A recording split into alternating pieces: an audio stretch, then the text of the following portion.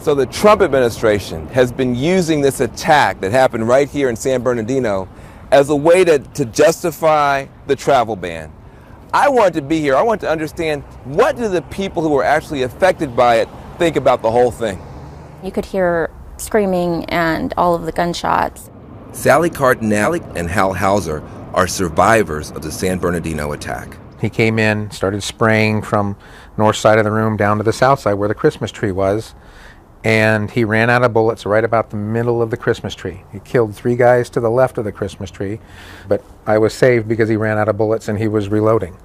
And at that point in time, I said, probably a good time to run. Your lives have been changed permanently, and the political environment seems to have also changed in a very, very major way. When you hear the new president talking about what happened here and calling for keeping certain countries out, does that strike you as good or bad? I disagree with it. Mentioning San Bernardino in that context as a justification, I feel like it doesn't really make any sense. Why not?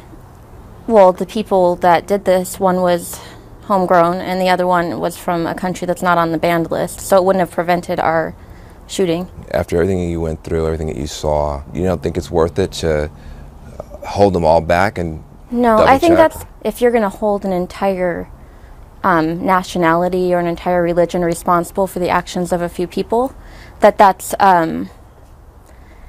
really walking the line of civil rights violations and human rights violations. I know you care about civil liberties, but does Trump's policy make us safer, though, from your point of view? I don't see how it's making anybody any safer. I think that there's a concern for people that are already in the country that are United States citizens. But what are we doing to address that?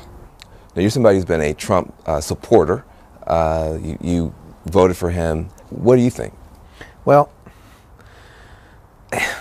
I hated when it was called a Muslim ban because, you know, we had a couple Muslims in the office that are the sweetest people in the world that got shot and everything by another Islamist, whatever you want to call him.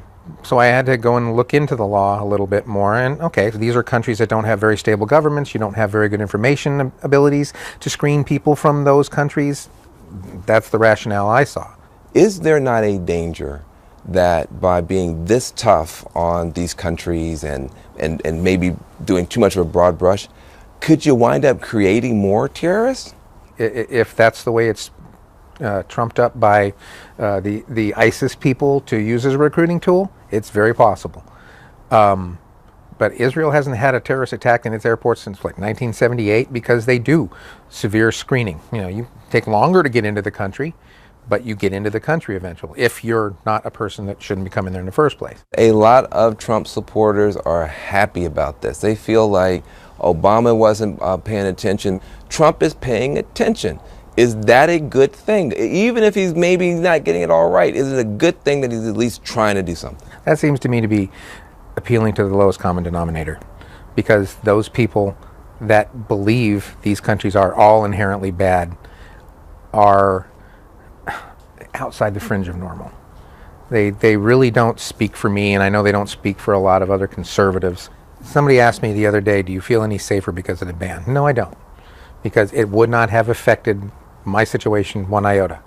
The president has made it a valiant effort at doing something right and kind of screwed the pooch and needs to step it back a little bit and clear it up a little. But yeah, I have no problems with screening for radical Islamic terrorists, but you know, we found out we need to start at home with that too. You guys went through this together. You come out pro-Trump, you come out anti-Trump. Are you still able to be friends?